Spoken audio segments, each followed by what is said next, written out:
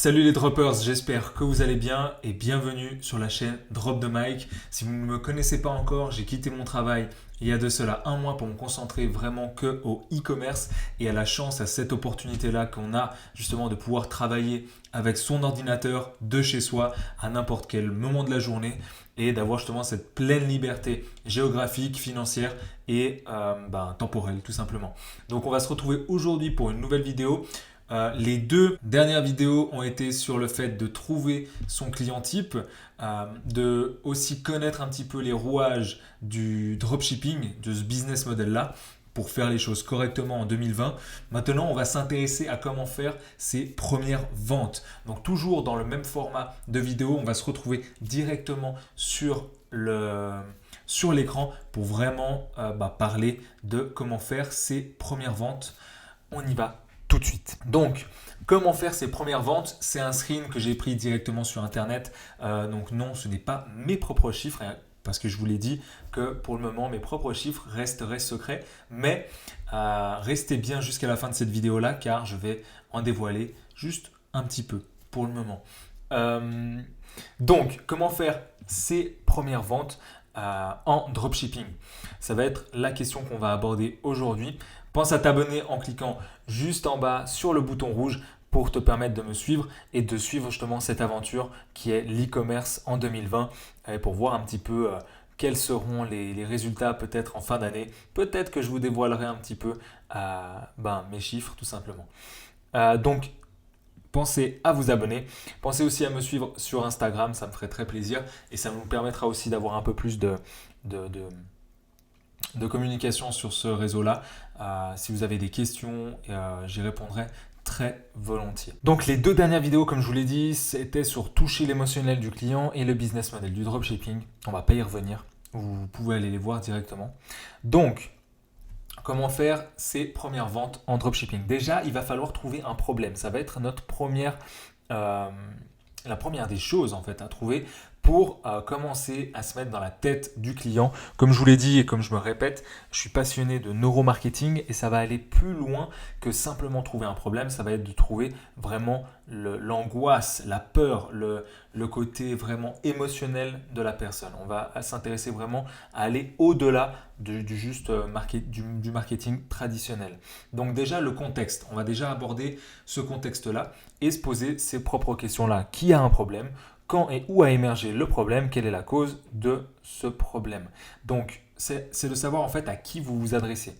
Sachez une chose, c'est que si vous ne savez pas à qui vous adressez aujourd'hui, vous n'avez pas de business ou en tout cas pas rentable parce que vous ne savez pas quel est le type de client qui va acheter sur Internet et comment il va dépenser justement son argent, comment il va vous faire confiance pour justement obtenir votre produit. Donc vraiment faire attention au contexte et connaître sa cible, ça c'est vraiment le plus important et on ne le répétera jamais assez. Le background du problème, donc le background, qu'est-ce que c'est?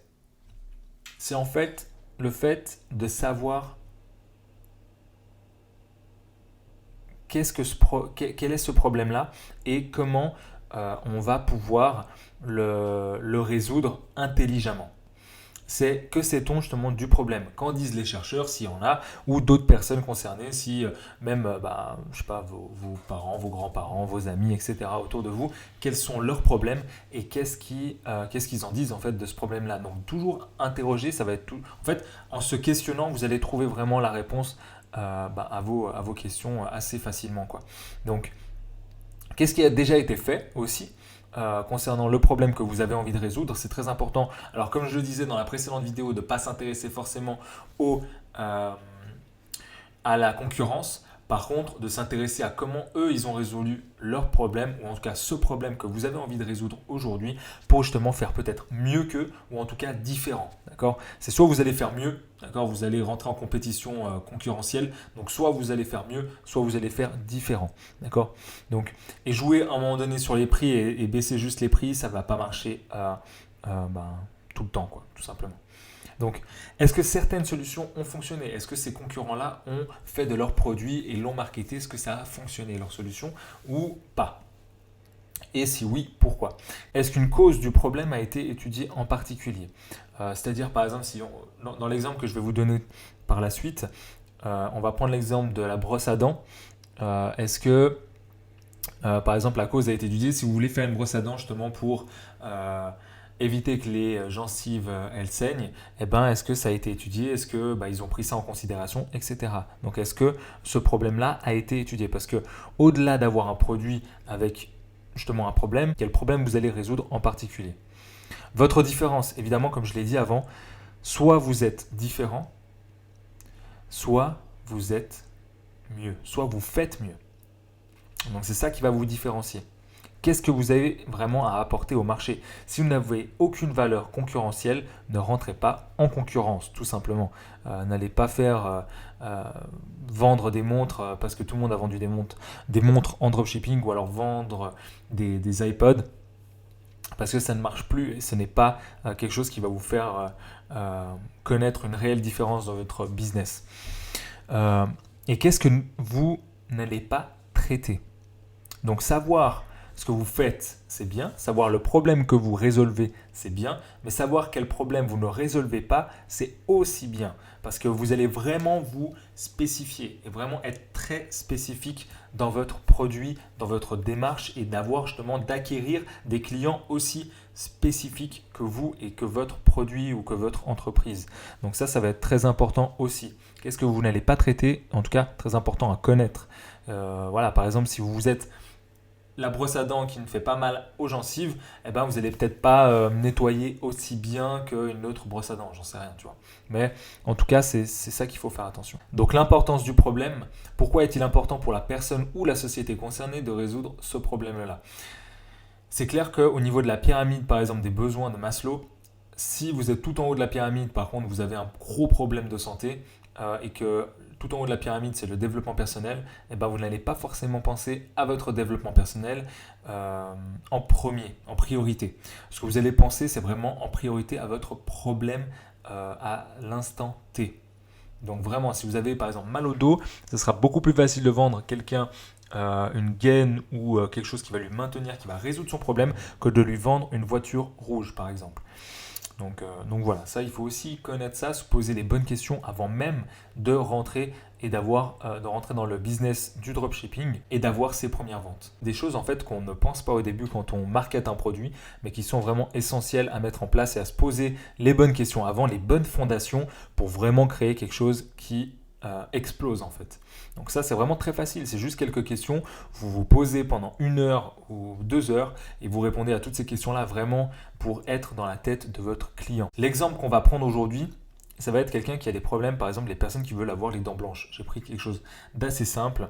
Donc les personnes qui veulent avoir les dents blanches, la société moderne, donc quand il a eu ce problème-là, c'est la société moderne qui nous dit voilà, il faut avoir les dents blanches, il faut avoir une bonne image de soi, etc. Les remarques pendant l'enfance, si la personne elle a eu des dents jaunes, etc., ou une mauvaise hygiène, eh ben, elle a pu souffrir de ça. C'est quelques petits exemples. La cause, mauvaise hygiène, mauvaise maladie génétique, etc. Donc comment on va pouvoir régler son problème? Donc que sait-on du problème? Les dents blanches demandent de la constance et des appareils dentaires à un prix fort, ou d'aller chez le dentiste, etc. etc. C'est vraiment voilà, un problème que tu peux résoudre, mais pas forcément depuis chez toi.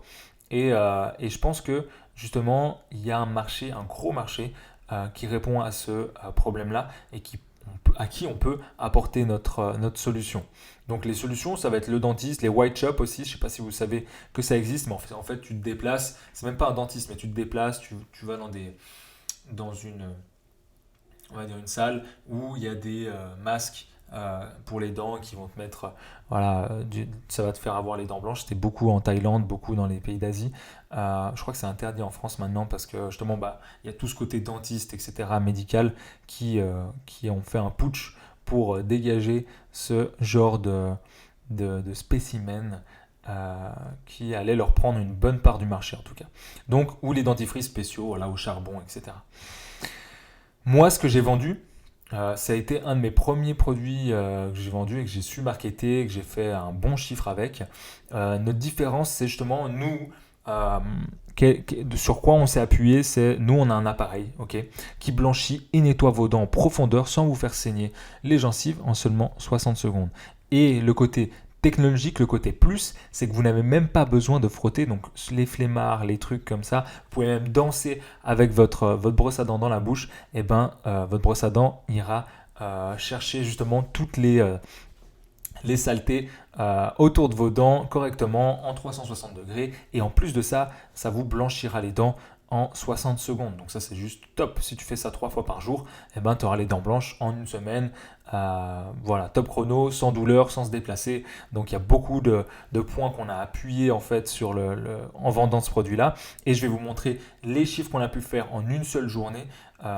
Donc c'est pas des chiffres énormes, mais c'est quand même un très très bon début pour un premier lancement de produit en tout cas. Ça a été justement 1400 euros et là on n'a même pas les ventes justement totales de la journée, mais on était plus à 1600-1800 euros en fin de journée, donc et quand on l'a lancé en fait. Donc ça c'était déjà un très très bon début. Et voilà, tu te fais un SMIC, voire plus qu'un SMIC en une journée. Voilà ce que ça offre. Et ça, c'est juste petit. Parce que je sais ô combien d'autres personnes font de gros chiffres.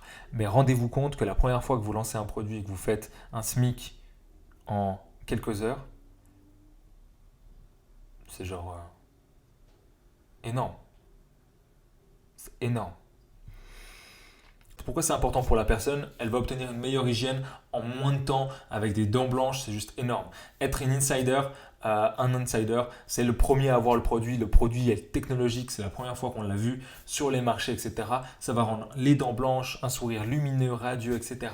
Une nouvelle confiance en soi aussi. J'arrête pas de répéter ça, mais c'est vraiment très important d'appuyer l'émotion. Donc vous allez vraiment, qu'est-ce que vous allez obtenir à part le fait que le produit avec ces caractéristiques-là va vous apporter, ça va être vraiment une nouvelle confiance en vous, avec les dents blanches, vous allez sourire, vous allez même plus plaire aux différents genres. Et voilà, et c'est vraiment ça qui va augmenter votre aura, etc., etc. Donc c'est vraiment ça à prendre en compte dans la psychologie du client. Donc aujourd'hui, on a vu comment faire ses premières ventes et vous avez vu qu'on n'a pas parlé de vente encore. Pourquoi? Parce qu'au début, on pose les fondations et c'est comme ça que vous allez pouvoir faire vos premières ventes. C'est pas autrement. Si vous ne savez pas à qui vous vous adressez, si vous ne savez pas à quel besoin vous répondez, si vous ne savez pas à quel problème vous résolvez, si vous ne savez pas voilà, qui est votre client cible, quel est votre produit et qu'est-ce qui résout au-delà de ces caractéristiques, vous avez déjà une très mauvaise base pour vous lancer. Donc la première chose à faire, c'est de se questionner, de se poser des bonnes questions, de répondre à ces questions-là pour avoir vraiment le socle, d'accord, d'avoir vraiment des arguments marketing qui vont juste déclencher l'action d'achat pour vos clients. D'accord? Donc on a vu ça aujourd'hui. On va voir ça dans d'autres vidéos aussi, un peu plus poussées techniquement aussi dans la psychologie de la personne. Si ça vous intéresse, pensez à me le dire dans les commentaires. Et justement, on a vu toutes les clés d'une bonne boutique qui convertit en se posant les bonnes questions. Avant même de vous montrer des chiffres, avant même de créer une boutique, il faut se poser les bonnes questions. C'est un business que vous lancez, c'est pas c'est pas un shop de limonade, tu vois. Donc, c'est pas un truc de merde, c'est pas un one shot. Vous n'allez pas devenir millionnaire en un jour, vous n'allez pas gagner de l'argent facilement en un jour, il va falloir y mettre du sien. Par contre, là, je vous donne une roadmap qui va vous permettre justement d'obtenir des résultats juste conséquents et énormes. En vous posant les bonnes questions, vous allez trouver les bonnes réponses pour votre client. Vous allez savoir à qui cibler, d'accord, le plus petit marché viable. Et en sachant qui vous ciblez, avec quel prix, avec quelles attentes, etc., quels arguments marketing, vous allez pouvoir faire de très très gros chiffres. D'accord? Donc pensez vraiment long terme. Ok? Donc les droppers, je vous laisse ici pour cette vidéo. Pensez à vous abonner, pensez à me suivre sur Drop the Mic. Et pour moi, c'était encore une fois un plaisir de vous parler aujourd'hui. On se retrouve très vite. Et j'ai une question pour toi. Si tout était possible, qu'est-ce que tu ferais?